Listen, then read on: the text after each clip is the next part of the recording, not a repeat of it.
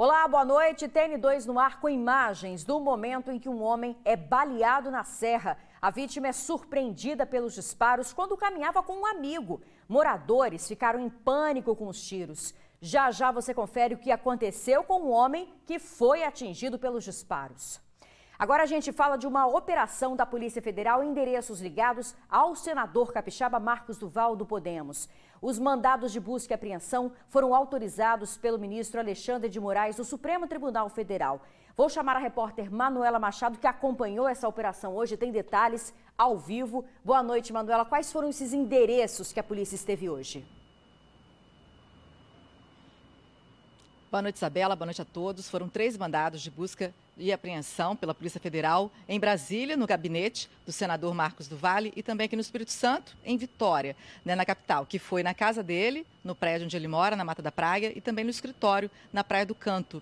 E por volta de 5h30 da tarde, nós vimos o momento em que os policiais federais saíram do prédio na Mata da Praia, em Vitória, ali em frente a Dante Michelini, na Praia de Camburi, quando eles saíram com esses malotes e uma mochila.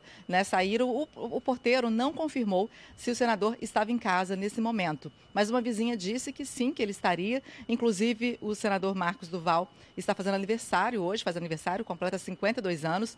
O próprio assessor confirmou que ele está aqui em Vitória, provavelmente para comemorar o aniversário com a família, e também ele tem um lançamento de um livro amanhã, que ele confirmou a presença no lançamento desse livro. E a Polícia Federal não se pronunciou, não parou, não conversou sobre o fato, também não confirmou se o senador estava em casa ou não. A Polícia Federal, inclusive, tinha feito o pedido de prisão do senador, mas o ministro Alexandre de Moraes negou esse pedido de prisão, mas exigiu que o senador preste depoimento à Polícia Federal a qualquer momento, e ele deve prestar mesmo a qualquer momento esse depoimento para esclarecer os fatos. A princípio, a informação que nós temos é que o senador, ele tinha postado nas redes sociais algumas informações sigilosas referente aos atos golpistas de 8 de janeiro. E ele também, em fevereiro deste ano, ele acusou o ex-presidente Jair Bolsonaro e o ex-deputado Daniel Silveira de organizar uma reunião no final do ano para propor o envolvimento do senador em um plano de golpe de Estado.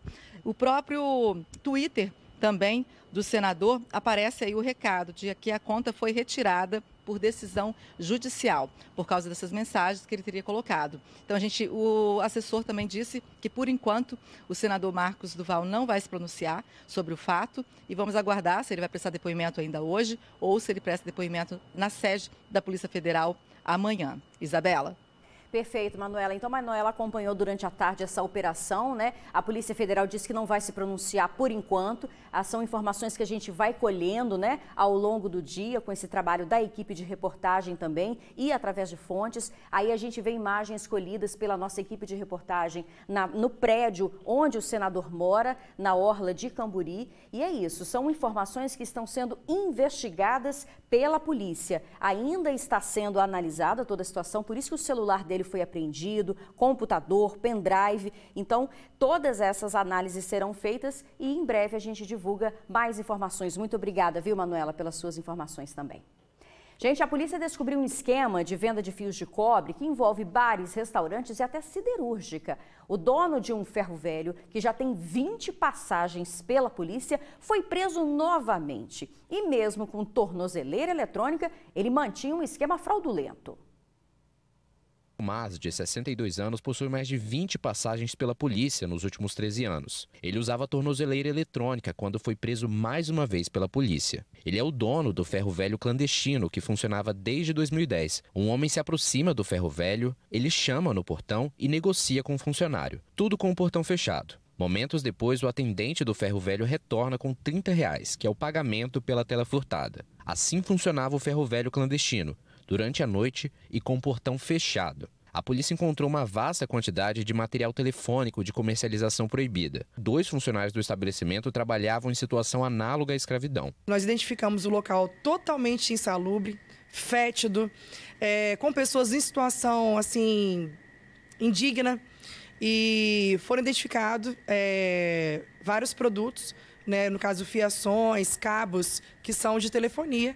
E dessa forma, identificamos diversas irregularidades. Desde 2011 ele vem sendo preso reiteradamente e vem entrando e saindo do sistema prisional com relativa facilidade.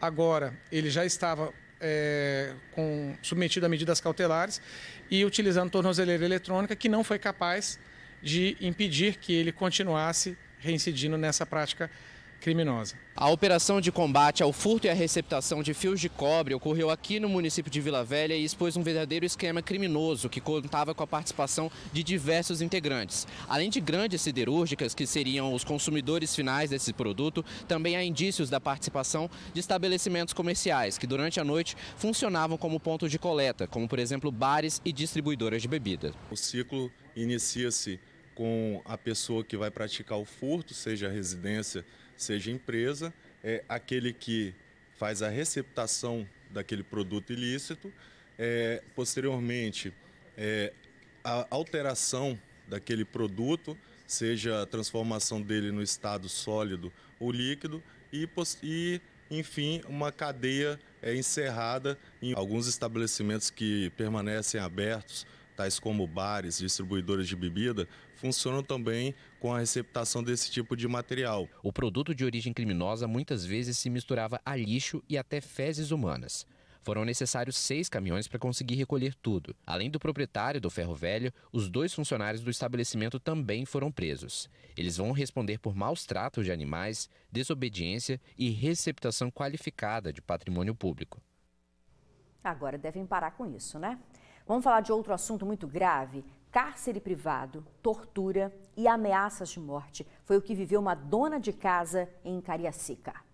Crislaine mostra os ferimentos pelo corpo. Ela conta que o arranhão no joelho foi provocado por uma faca. Foi de madrugada, eu levantei, o celular dele estava tocando, aí ele estava conversando com a ex-mulher dele. Aí ela estava pedindo dinheiro, ele pegou e, como se disse, eu falei assim, mas você tem a pensão? Mas aí ele começou me xingando, aí depois saiu me arrastando e sentou minha costela na quina da porta, porque ele me jogou da janela do 2º andar. A polícia foi acionada e Lucivaldo Regis de Oliveira, de 43 anos, foi preso. Algemado, ele se defendeu. Ela disse que eu traí ela com a minha ex-mulher. Começou devido a tudo isso aí. A faca que ela, é uma faca de cortar frango, que ela tentou me agredir, que eu peguei e joguei fora para não me matar e nem eu machucá-la também. O casal estava junto há 1 ano e meio. Período que a vítima saiu do emprego e vivia um relacionamento de ameaças e ciúmes doentio. Ele me trancava dentro de casa, não podia ter acesso à família, minha família ele não deixava ter acesso, nem meus filhos, a ninguém, não podia ter amizade, não podia ter com ninguém. Ele me trancava dentro de casa, fiquei 6 meses trancado dentro de casa, sem poder ver ninguém, sem acesso nenhum. Muito ciumento, muito, e tudo para ele é bater. A dona de casa disse ainda que já sofreu outras agressões de Lucivaldo.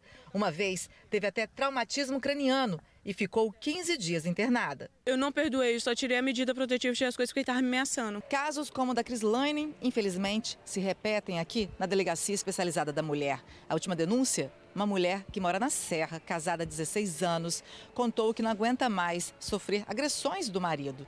Da última vez, ele pegou um cigarro e queimou ela várias vezes. Ela ainda foi agredida com socos, chutes e tapas. O filho do casal, um adolescente de 14 anos, também apanhou do pai. O agressor também está preso. Histórias parecidas. Muitas mulheres pedem medida protetiva, outras acabam perdoando e vivendo novas agressões.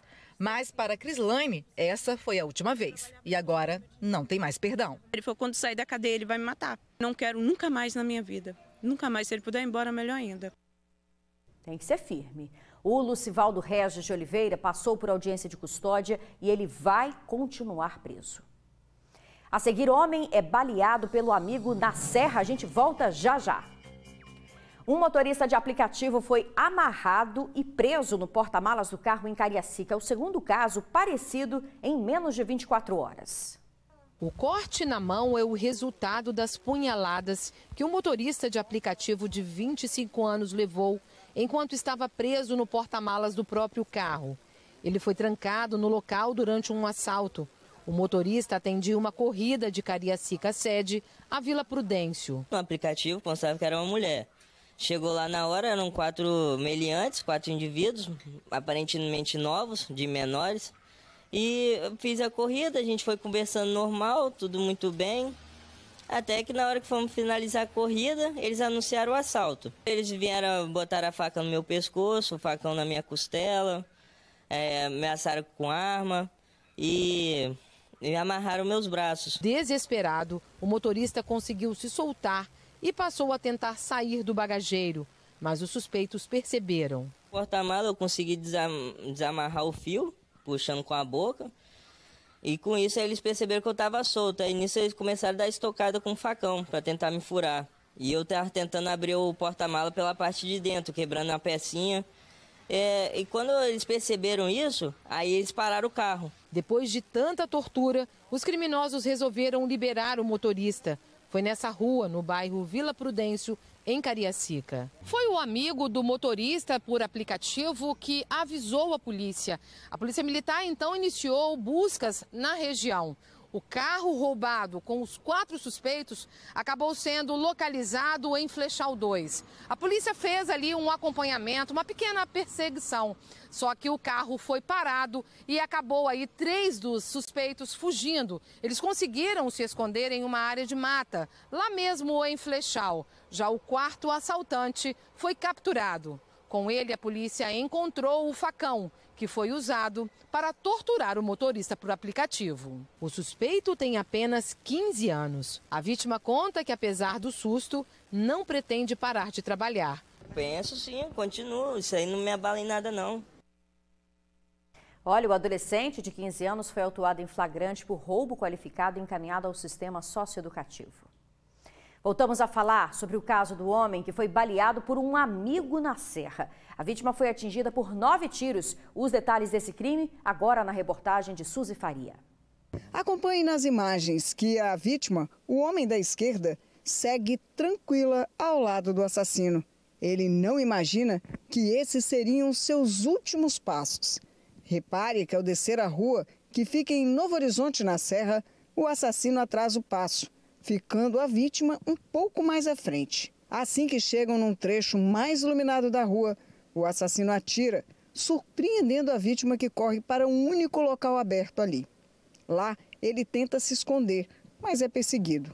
Logo depois, o assassino sai do quintal, sobe de volta o morro tranquilo, escondendo a arma. Entra em um carro que o estava esperando lá na esquina e vai embora. Vocês imaginem que toda essa ação que nós acabamos de mostrar foi extremamente rápida. Parece, né? Mas olha só, do momento em que o assassino começa a atirar aqui na rua, ao momento que ele sai do quintal onde a vítima tentou se esconder para fugir da morte, bem, foram exatos 10 segundos. O tempo que ele levou para descer, para executar e para fugir, menos de 1 minuto. Pois bem, logo que tudo isso terminou, os moradores vieram prestar socorro à vítima e acabaram sabendo dele próprio que não seria aqui do bairro, sim de Barcelona, e que veio para cá em companhia do assassino. Eu fiquei sabendo que o rapaz não era do bairro, que era para eu ficar tranquila, e aí fiquei passando mal e até hoje ainda estou com a cabeça doendo, porque a pressão tá lá nas alturas. E hoje, quando eu acordei, só deparei com o chinelo dele e avisei para o vizinho que não era para ele se assustar, que tinha tirado em alguém no quintal dele, só que eu não conhecia. A casa está em reforma e por isso ainda não tem portão. Dentro do quintal achamos algumas cápsulas e um par de chinelo que pertenceria à vítima. O homem foi atingido por pelo menos 9 disparos, sendo a maioria nas costas. A dona de casa conta ainda o sufoco que viveu. A filha e o genro dela haviam acabado de chegar em casa, estavam atrasados. Mal fecharam o portão e os tiros começaram. A dona de casa passou mal diante do que aconteceu e chegou a desmaiar. Desmaiei porque eu sou cardíaca e uso 6 pontos de safena, né? Começaram a atirar e foram muitos tiros. O homem, que não foi identificado, foi socorrido para o UPA de Carapina, mas não resistiu aos ferimentos e morreu durante o atendimento. O corpo foi encaminhado para o DML. O caso agora segue investigado pela Delegacia de Homicídios e Proteção à Pessoa da Serra. Impressionante, né? Se você tiver informações desse amigo assassino, ligue para a polícia no 181. No próximo bloco, o teatro mais antigo do Espírito Santo vai ficar de cara nova. Os detalhes em instantes. O Teatro Carlos Gomes, o mais antigo do Espírito Santo, está passando por obras de restauro. As ferramentas estão a todo vapor. é que as obras da reforma do Teatro Carlos Gomes já começaram. Por 6 anos, o monumento ficou assim, fechado ao público, e neste período ficou empoeirado, com um palco danificado e algumas partes até quebradas. Nós chegamos no governo em 2019, o teatro foi encontrado em péssimas condições, infiltrações, rede elétrica prejudicada, colocando em risco tanto quem trabalhava no teatro, sobretudo o público, né? E tomamos a decisão, né? O governador tomou a decisão de uma reforma profunda, um restauro completo, que há muitos anos o teatro não recebe. Com quase 100 anos desde a inauguração, o teatro, inicialmente para 400 pessoas, foi construído sem acessibilidade. Mas isso vai mudar com a reforma. Aqui, onde funcionava um banheiro, agora será um elevador. Com ele, os participantes terão acesso aos 4 pavimentos aqui do teatro. Mas as novidades não param por aí. Toda a estrutura será modernizada, sem deixar de lado a história e a arquitetura original, praticamente centenária. Um café também irá funcionar diariamente no local. Quem será responsável por toda a revitalização é o Instituto Modus Vivendi, que já reformou outros monumentos capixabas.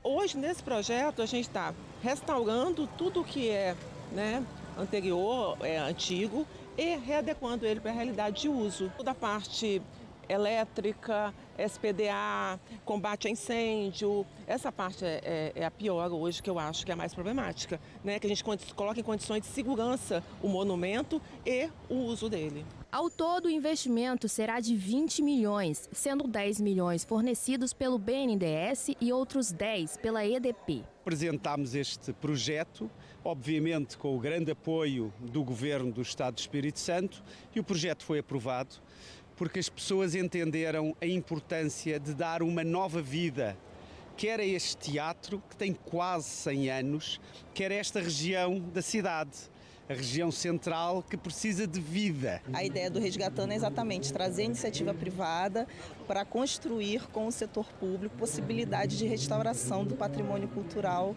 e histórico do Brasil. Na manhã de hoje, o governador recebeu autoridades em uma visita interna, acompanhando as obras nas instalações e fazendo o anúncio oficial da reforma. Então, muito obrigado aos parceiros que estão aportando aqui 20 milhões de reais para a gente voltar a ter daqui a 2 anos esse teatro funcionando a pleno vapor, com obra que vai modernizar o teatro com seus equipamentos, vai restaurar o teatro, uma obra delicada, né, que o Instituto Modus Vivendi está já executando. Então, uma obra que vai valorizar a cultura capixaba. A previsão agora é que em 2 anos a obra termine e o local seja aberto ao público.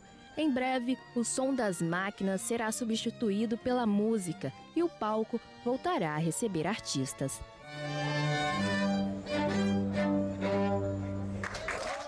Que venham belos espetáculos, então. Boa noite para você e até amanhã.